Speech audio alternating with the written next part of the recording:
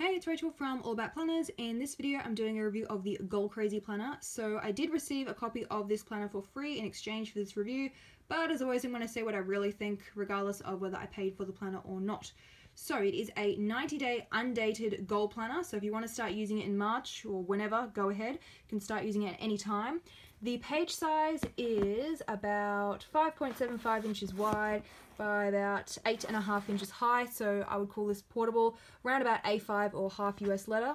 So while it's only 90 days, it is quite thick. It's about 1 inch thick, probably because it has a very detailed how-to guide, like instructions, which goes to about, I would say, around about there in the planner. It's quite detailed. The cover is your pretty standard black for sewn bound. There's nothing on the spine. It's got the rounded corners and an elastic band to keep everything closed.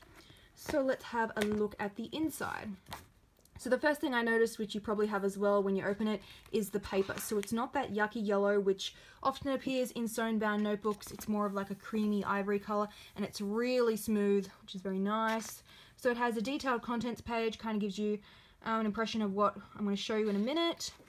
So it has lots of instruction pages and how-to guides, and the first thing is that basically you pick out what do you want. So they have a whole lot of questions that they ask you, and then from what you want, it then goes into the goals section. So it's not just a generic like lined notes page. It actually has quite thorough questions for each section to prompt you. I will have photos of all of this as well because I'm going to be flicking quite quickly, so obviously you can't like read all of that now, but I'll have photos which will be linked below, which will go to the blog post so you can read it if you want to after you watch this video.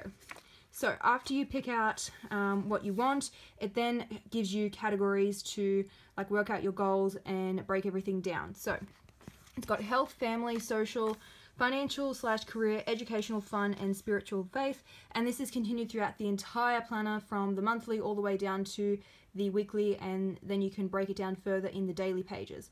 So it has some prompter, I guess, things to rate yourself on, and then you can also get a little percentage, and then you transfer those over to the life wheel, which is again broken down by those same categories.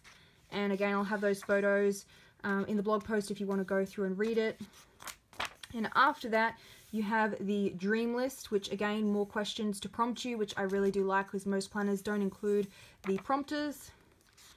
And then after that, you can actually start doing your goals. So they again give you another example and like categorizing the goals as well. It's not just short term or long term. It breaks it down into 1, 5, 10, lifetime, and dream list. That's the suggested breaking it down. You could do 15-year goal if you want to. And then they've got the long-term goals. Probably would prefer if that was a bit bigger to write in, like maybe a full page for each 1 year, 5 year, dream goals, all of those. Now, instead of like a SMART goal system, they have what they call a crazy goal system. Again, I'll have photos if you want to read through all of that as well. Gives you some ideas on how to like structure your goals and break them down. And then again, those same categories appear again. You can list out your goals. They also have a little open-ended one if you want to just choose your own. So for me, I'd probably go maybe like blog separate to career because I have a day job, and then I go blog, get the idea. And then you have the most impactful goal. So where you pick just one, and then it has this detailed goal planning sheet. Now I do wish that the planner had more than just this for one goal, that it had this, for example, for every goal, like if it included about, say, 10 of them or not. There is a URL link down here where you can download a goal tracker if you want to for more goal planning sheets. They just won't be bound in with the planner, but you could always just add them to like a disc-bound notebook and then use it along with this planner if you wanted to. So I kind of already showed you what the goal planning sheets have. Pretty standard like questions, and then lots of space to map out the steps. And then I quite like this little thermometer type thing where you can color in what you've done. And then after you've identified your goals, it goes into the actual planner. So the other thing I should point out is that it has 3 bookmarks, which are all different colors. There's even a page where they tell you what they suggest using each color bookmark for. So definitely would be using those because it is a sewn bound. There is no tabs, unfortunately, and there's nothing on the side to like signify what section it's in. So you will need those 3 bookmarks. So in part 2 of the planner is where you break things down even further. So you've got your goals for the month, and then you have a monthly overview. I really like calendars like this where it has a giant sidebar with heaps of line space and the columns really wide, so you can actually write stuff like a decent amount instead of just bunching it up. You know how the 8th column of most generic monthly calendar layouts, it's just too small, can't really fit anything in it. So love this calendar layout a lot. Then you have an end of month reflection, and they have some prompter questions again as well. So I guess list out all the things that you did, all the things you didn't do, what you should have done, etc. So after the month, it goes into the week. So first you put down what you want against each of those categories which appeared at the start of the planner, and then you allocate what you're going to do each day. So very much an overview page, because it then goes into the daily pages. So there is 2 pages to plan each day. You have a morning prep and then an evening review. So this is their example on what to put where. Remember, Undated, start using it anytime.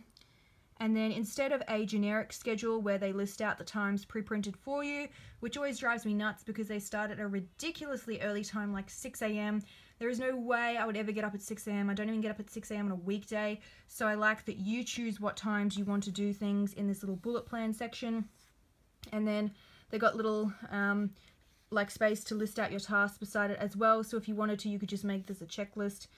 But they do have a checklist already over here for you with important, nice to get done and not to do today. So I would probably include things like random errands over here, maybe down the bottom, because there's not really a section for that on the daily page.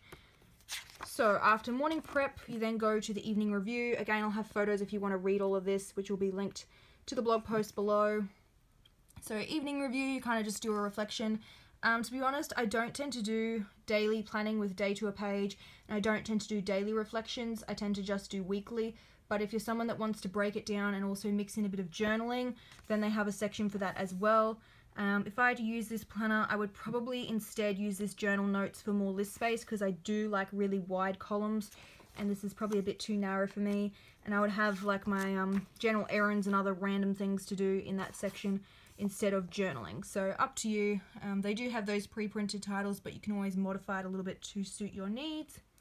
So you do get a full page to plan each day for Saturday and Sunday. Well, 2 full pages to plan each day, as well as Saturday and Sunday. So every single day of the week you get 2 pages for each day. So nothing is crammed for weekends. If you have a side hustle, then you can use the entire weekend instead of having it crammed, because you know how some planners, they'll just skip over the weekend and like shove it into 2 days per page, and there's just never enough room to write. Well, this one has lots of room. So moving on, the habit card. I really do like this idea. I don't know if you saw that on the spread here. I don't have it on there, but on the actual daily pages, it has this little nifty sidebar where you can put your habits. Really, really like this idea.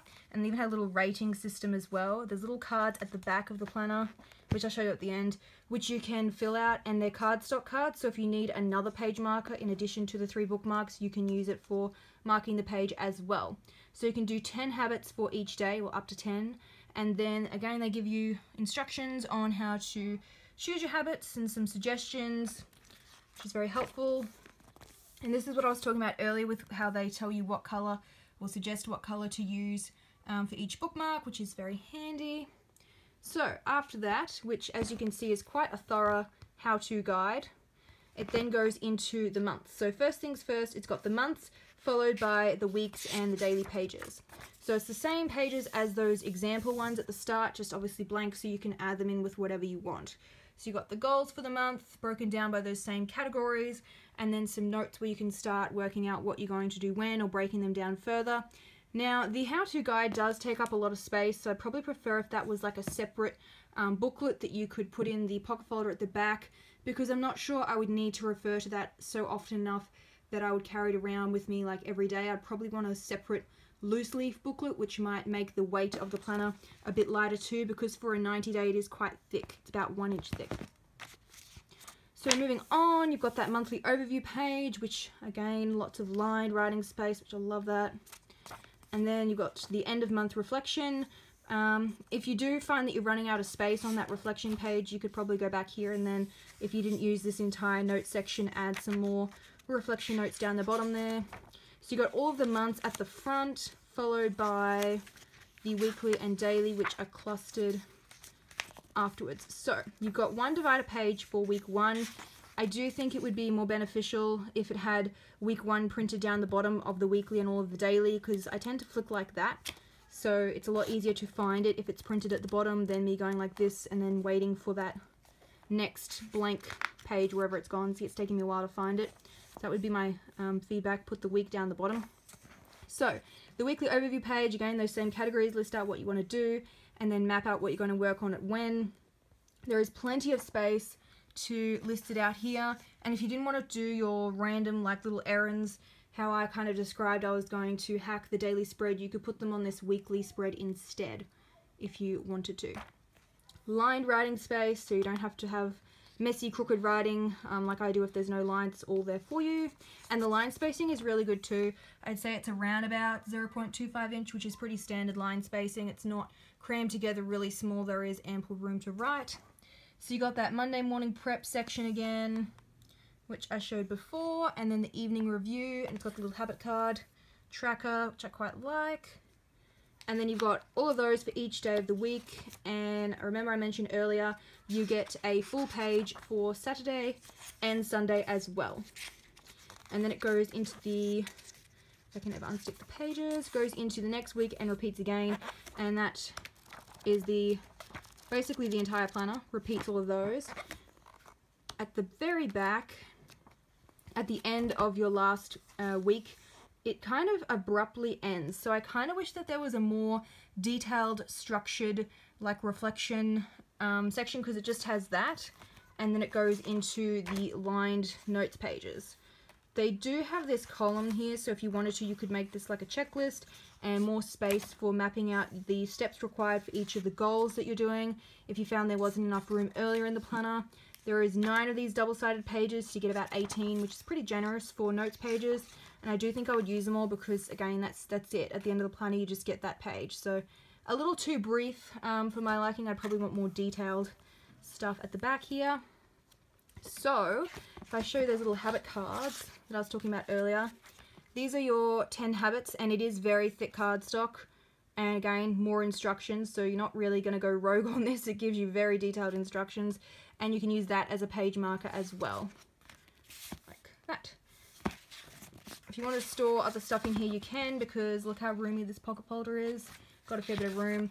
And then the elastic band to obviously keep everything closed. And the back cover is the same as the front. So on the whole, I do think this is a very good 90-day planner. It's very structured. It has very thorough how-to guide. Lots and lots of instructions continued throughout. Lots of pages to map out all of your goals. It's all consistent using those same categories for the entire planner. The price is quite affordable. It's $25 US. So if you did want to buy these for the entire year, because obviously 90 days you're going to need multiple, it would get a little pricey, but they do include a coupon code if you wanted to reorder. It's printed in this book somewhere. If you wanted to reorder another one, you wouldn't be paying the full price. So keep that in mind if you do need multiple.